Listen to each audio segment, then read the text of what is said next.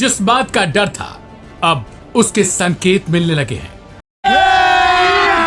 अभी मजा आएगा ना भिड़ो। एक नए विश्व युद्ध को झेलने से दुनिया जहां कतरा रही है, वहीं पूरे मिडिल ईस्ट में अब अलर्ट जारी है।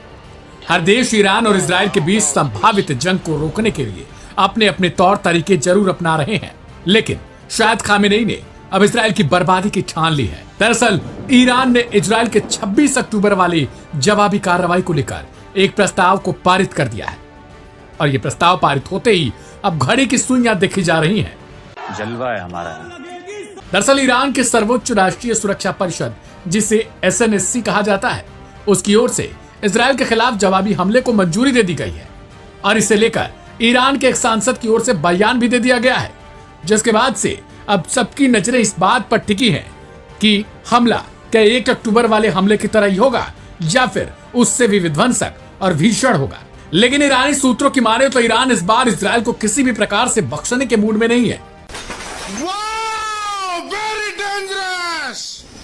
वो इस बार ऐसे हमले की फिराक में है जैसे इजराइल के लोग भविष्य में भी याद रखेंगे, यानी हमला इजराइल की पीढ़ियां तक याद रखेंगी।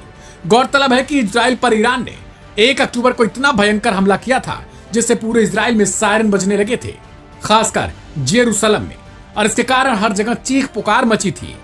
इजराइल पर ईरान ने एक साथ 200 से ज्यादा बैलिस्टिक मिसाइलों से हमला बोल दिया था।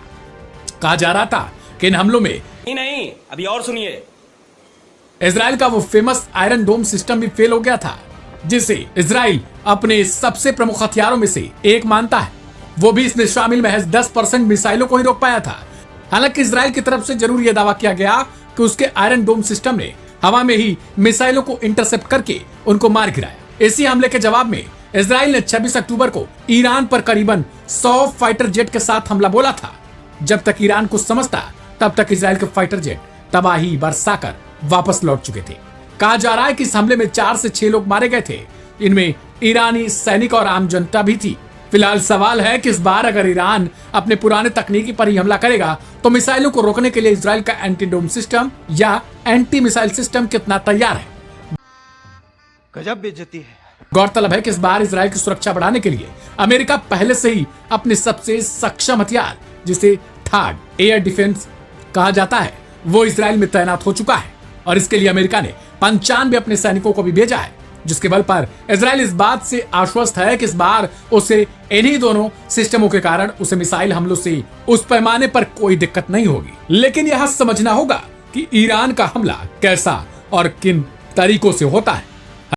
I am sorry, बाबू। हालांकि ईरान को बचाने के लिए रूस ने अपने S-300 सिस्टम और S-400 जैसे एंटी मिसाइल सिस्टम को भेज रखा है। देखना दिलचस्प होगा कि अगर ईरान की तरफ से जवाबी हमला होता है तो वो इजराइल पर किस तरीके का प्रभाव करता है। इस रिपोर्ट में इतना ही। बाकी की तमाम अपडेट्स के लिए सब्सक्राइब करें।